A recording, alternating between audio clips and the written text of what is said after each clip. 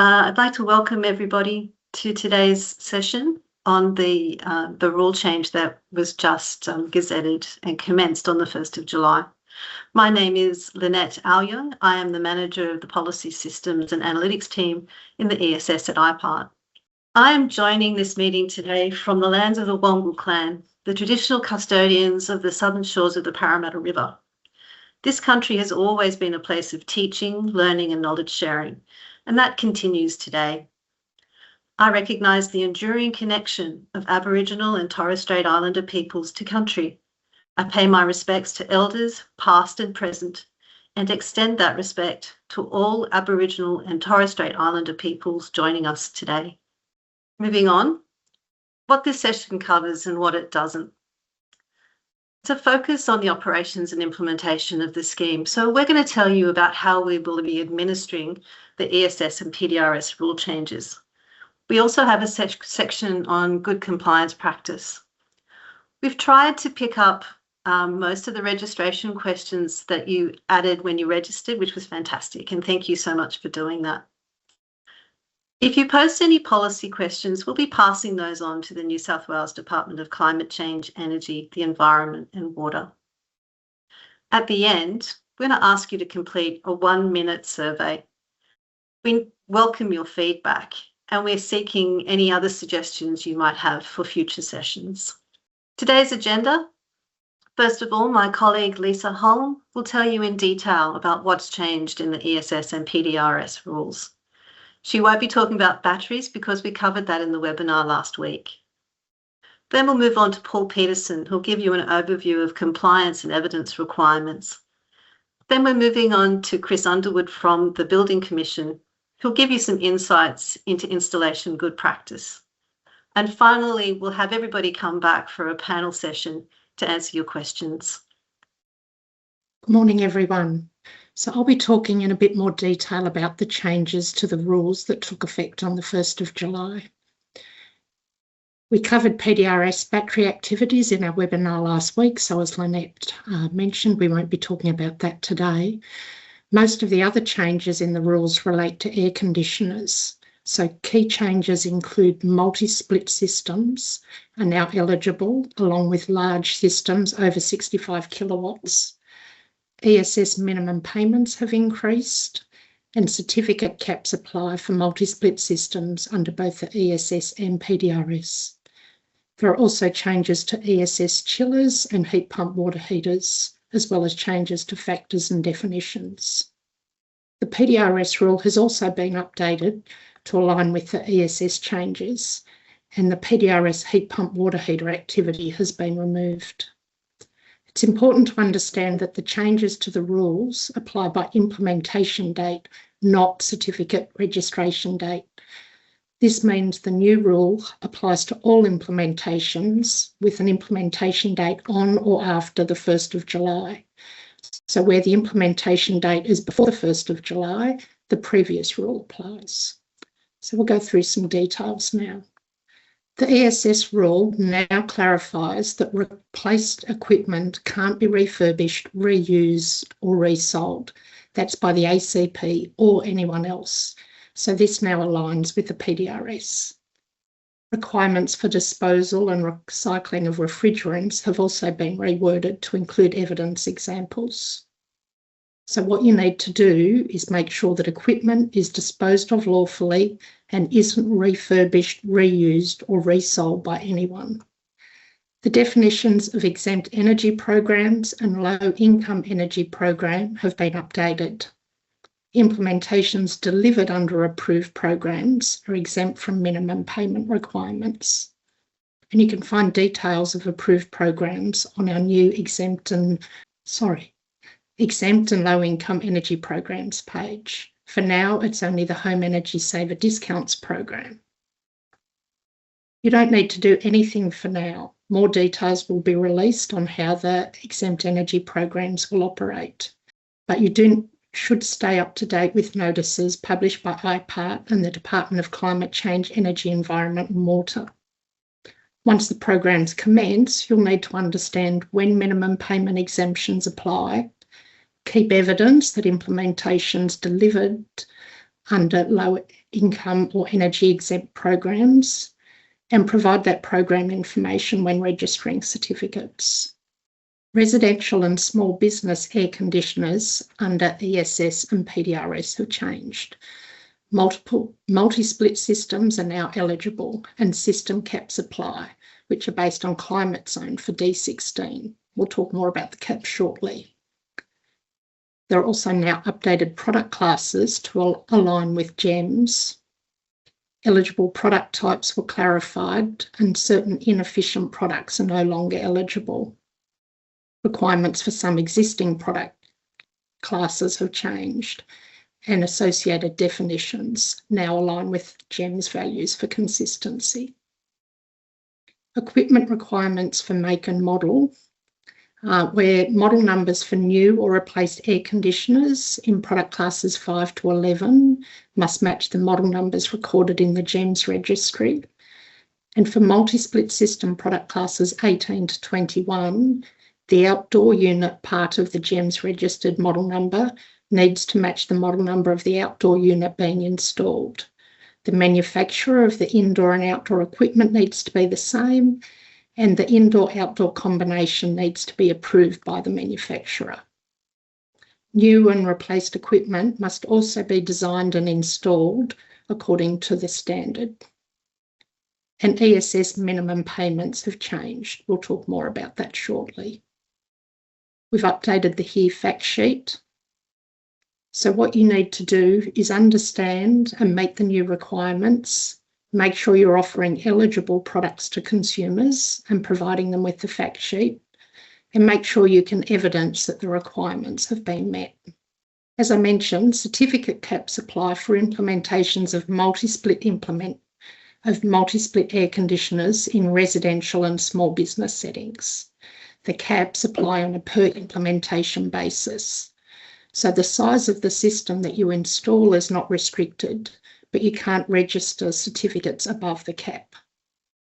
You'll need to update your systems to identify eligible multi-splits, and when registering certificates, make sure the electricity savings or peak demand capacity entered in your implementation data won't generate certificates above the relevant cap. This is for commercial and industrial air conditioners. Multi-split systems and large air conditioners above 65 kilowatts are now eligible. Air conditioner units must be registered under the appropriate GEMS determination based on cooling capacity. New air conditioner installs can only be done in large business sites, and large business site is defined in the rule. For multi-split systems, that's product classes 18 to 21 and 27, the outdoor unit needs to match the model number of the GEMS registered model number. The manufacturer must be the same for the indoor and outdoor equipment. And again, the indoor-outdoor combination must be approved by the manufacturer. Input power and rated cooling capacity in the equations have been defined for the product classes, so make sure you use the correct definitions when doing your calculations. Minimum payments apply based on system type and capacity. Okay, so for the ESS, air conditioner minimum payments have changed. There are no PDRS minimum payments for air conditioners. You can find, there's a summary here, but you can find details on our new upgrade costs page, and they're also set out in Table 1 of the ESS Rule. As I mentioned before, implementations delivered under approved low-income and exempt energy programs are exempt from the minimum payments. So confidence factors have been updated for commercial and industrial hot water heat pump activities under IHEAP. The factor to calculate energy savings is going to reduce from 1 to 0.7 for heat pumps with thermal capacity 10 kilowatts and above. But there is a transition period. So the confidence factor is 1 until the 31st of December, and then from the 1st of January, it reduces to 0.7. The rule also clarifies that the 5,000 ESCI cap for heat pumps applies on a per implementation basis. So what do you need to do? Update your calculation templates to take account of the cap. Start preparing your systems for the confidence factor change, and make sure you provide the updated heat pump water heater fact sheet to customers. PDRS, heat pump water heaters. So the activity for heat pump water heaters in the PDRS has been removed. It's been suspended since December 24, so there's no current activity. And our operations team are contacting ACPs with accreditations that have WH1 only to discuss how to manage or cancel the accreditation. If you've got multiple activities in your accreditation, we'll remove WH1 when you next apply to amend your accreditation. There are changes to the ESS chiller activity. The lifetime has been increased from 10 to 12 years to increase incentives and reflect the longer expected life of chillers. Savings calculations have also changed. References to the outdated standard for total rated cooling capacity and integrated part load value have been removed and now refer to the GEMS determination instead. So update your calculation tools to take account of those changes. Greenhouse gas emission factors for fuel switching activities in the metered baseline method and PIAM&V method have changed. Table A28 has been removed and replaced with a requirement to use national greenhouse account factors, which are defined in clause 10. Other emission factors may be used with IPART's approval. If you are applying for approval, you can use the TESSA inquiry function, and you'll need to provide evidence and justify why your selected factors are appropriate to use.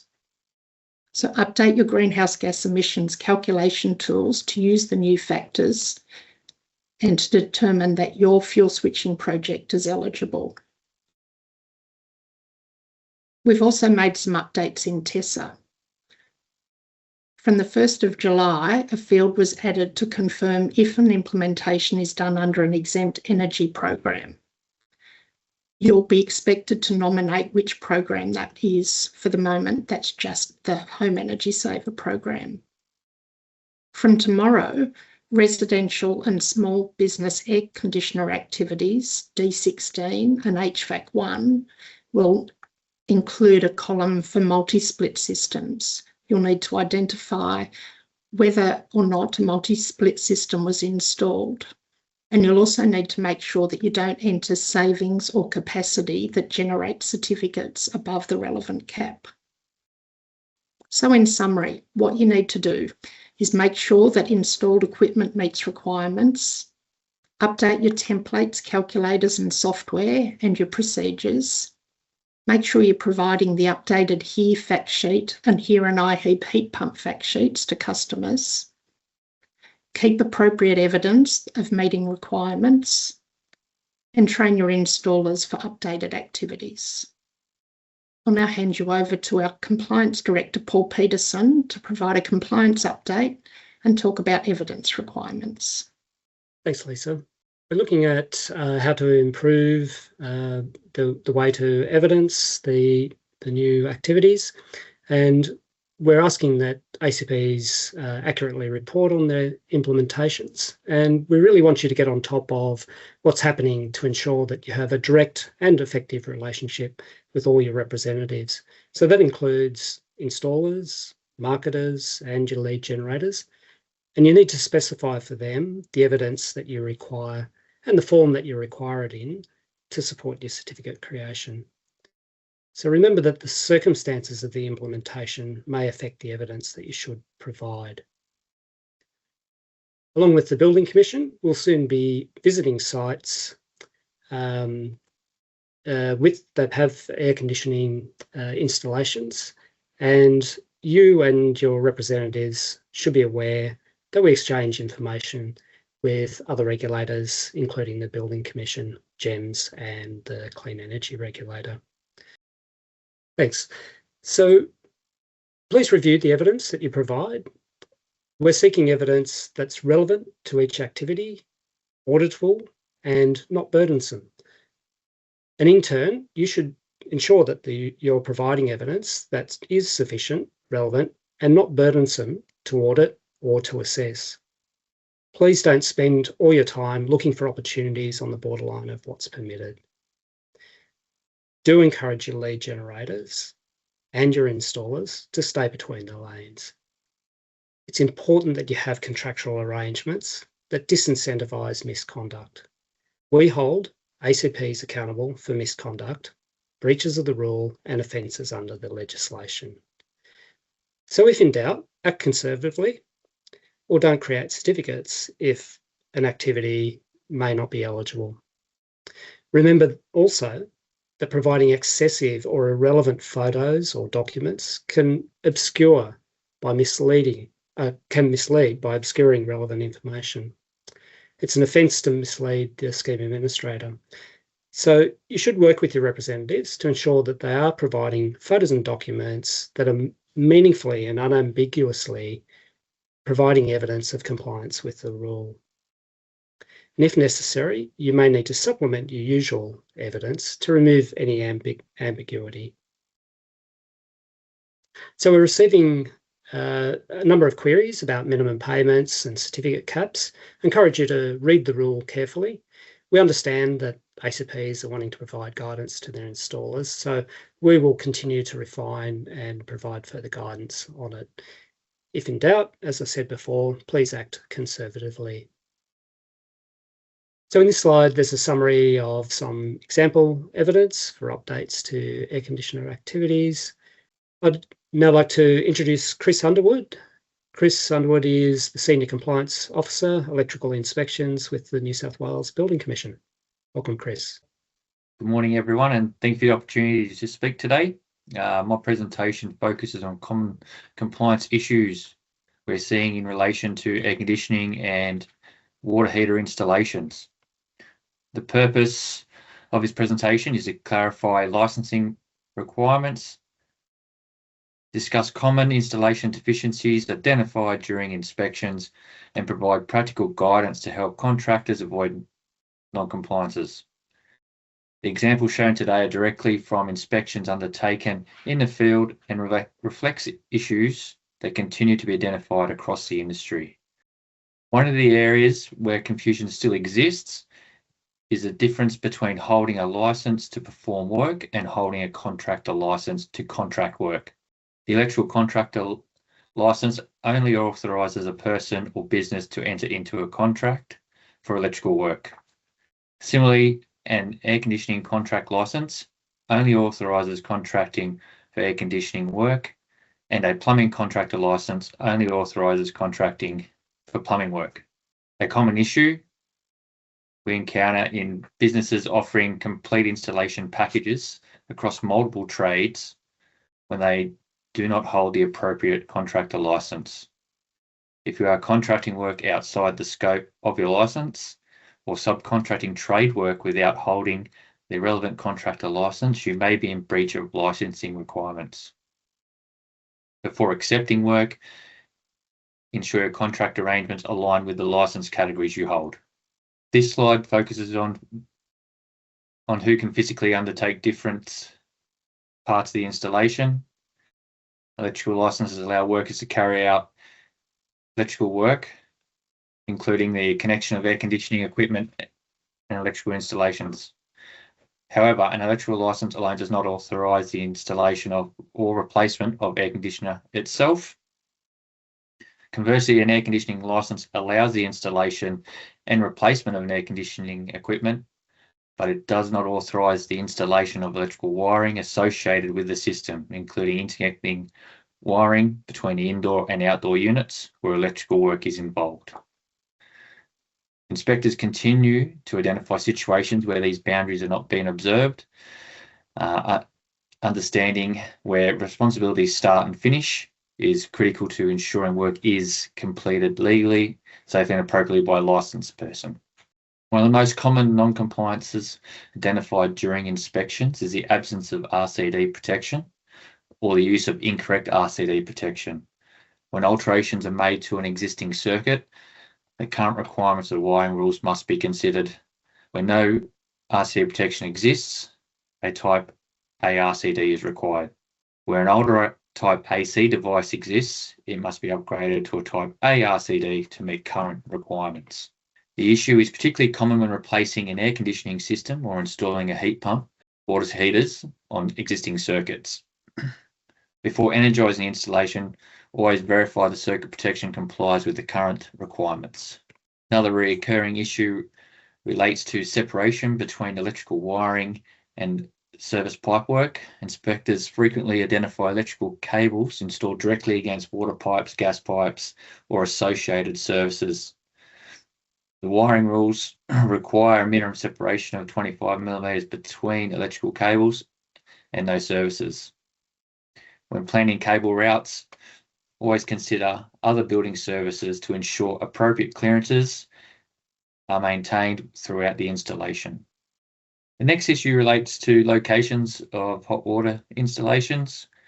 We continue to find water heaters installed in locations that do not provide adequate and suitable ventilation, access, or maintenance space. Manufacturers' instructions, together with applicable installation standards, provide requirements for clearances and airflow. Installations must allow for maintenance, servicing, and operation throughout the life of the product. When selecting a location, consider not only whether the unit is physically fit, but whether it can safely be maintained and operated in the future. Isolation switches remain a frequent source of non-compliance. Two common issues are that the complete absence of an isolation switch. The switch is installed in a manner that compromises the weatherproof rating, IP rating. Isolation devices must be readily accessible and adjacent to the equipment they control. For an external installation, particular attention should be paid to the gland entries, conduit terminations, and cable entries to ensure the enclosure maintains its intended IP rating. Simple installation errors can significantly reduce the effectiveness and the lifespan of the isolation switch and may create electrical issues. Inspectors routinely assess these items during site inspections. To conclude, majority of the non-compliances identified during inspections are avoidable throughout good planning, understanding licensing obligations, and ensuring installations comply with current standards. I encourage everyone to take the opportunity to review their installation practices and documentation processes to ensure ongoing compliance. And thank you for your time and your attention. Thank you, everybody, for those really informative sessions. I wanted to address some of the common registration questions that came through. One of them was, how do the calculations work? So I think we've got a lot of really experienced ACPs and auditors on the line, but for those who don't understand, the ESS and PDRS are market-based trading schemes. The number and value of the certificates incentivise businesses to make more attractive offers than could be made in the absence of the schemes. The prices move according to market conditions. When I say prices, I mean the prices of the certificates. So the calculations themselves are set up really carefully in the rule and in the associated method guides. So I suggest you go have a look at both of those or all those documents to find out how to do the calculations. But in a nutshell, that's how the calculations work. Next question. Is there a transition time for AC upgrades? No, there's no transition time for AC upgrades. The rule was gazetted and commenced on the 1st of July, and so there was no transition time available. However, you do note that the transitional arrangements are based on implementation dates. So if your implementation was prior to the 1st of July, the old rule applies, and after the 1st of July, the new rule applies. Okay, can I clarify the 30 kilowatt capacity limit for large air conditioners? So this is in F4 in the IHEAP method. So new or replacement air conditioners need to be at least 30 kilowatts of cooling capacity to be eligible under the IHEAP method. There's no AC capacity limit for small businesses using here, but they must consume under 100 megawatt hours. How do the minimum payments apply for commercial multi-split air conditioning systems? Minimum payments apply for large multi-split or ducted AC systems for both here and IHEAP. They are scaled by capacity. So, for example, a 20 kilowatt and above have a $3,000 minimum payment per system. Okay, so that's the end of the common registration questions. So I want to lastly thank all of the presenters and thank you for all your great questions before we finish up.